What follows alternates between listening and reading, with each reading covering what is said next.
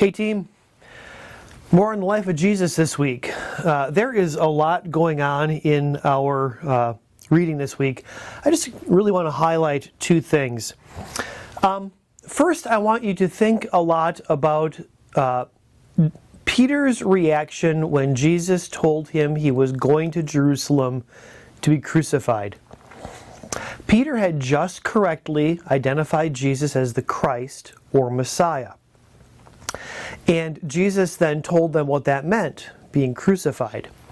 So it's important to realize that Christ is a Greek word for one who's anointed.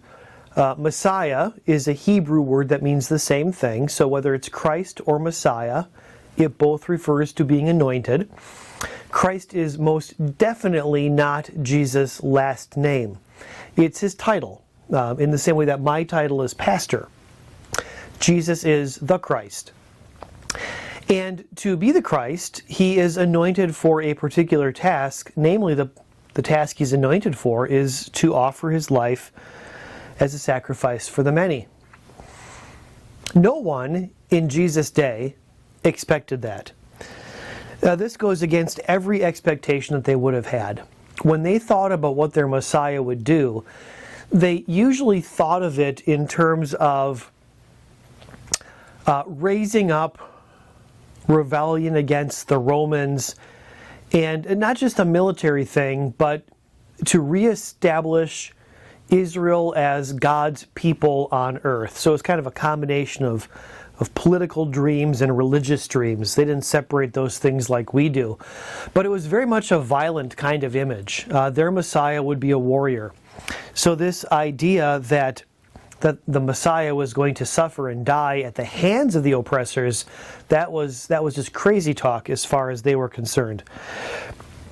Part of their problem, of course, was that they'd identified the Romans as the big problem. They'd identified the problem as we are being oppressed by this foreign power. But Rome wasn't their real problem.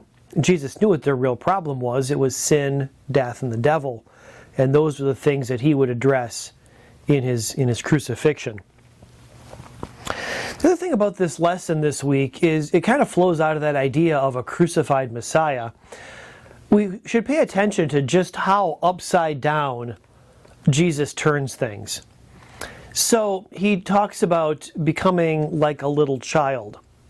In those days, a little child had no standing, no power at all. They weren't widely valued. So to be like a little child meant to realize that you only became part of God's kingdom by grace. It was a gift. That's kind of upside down for the way the world thinks. Now, we think we have to earn things. Jesus talks about the first being last and the last being first, and that's not how we think about things.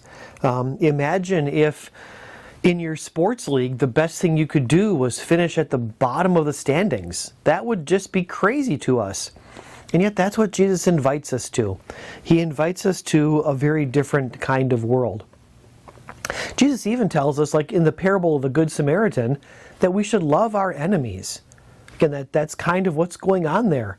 Samaritans were widely viewed as the enemies of the Jewish people. And yet, they love, this Samaritan loves a Jewish person. Love your enemies, just as Jesus is going to love everyone who's opposed to him by dying for them. It's a crazy thing. But again, it's what Jesus does. Jesus dies for us who are considered the enemies of God because of our sin. So Jesus is a different kind of Messiah, a different kind of Christ than his disciples anticipated, and he invites us to a different kind of world, to a different kind of life than we sometimes anticipate. May God help us that we can live that way and embrace this Jesus in faith. I'll see you again soon.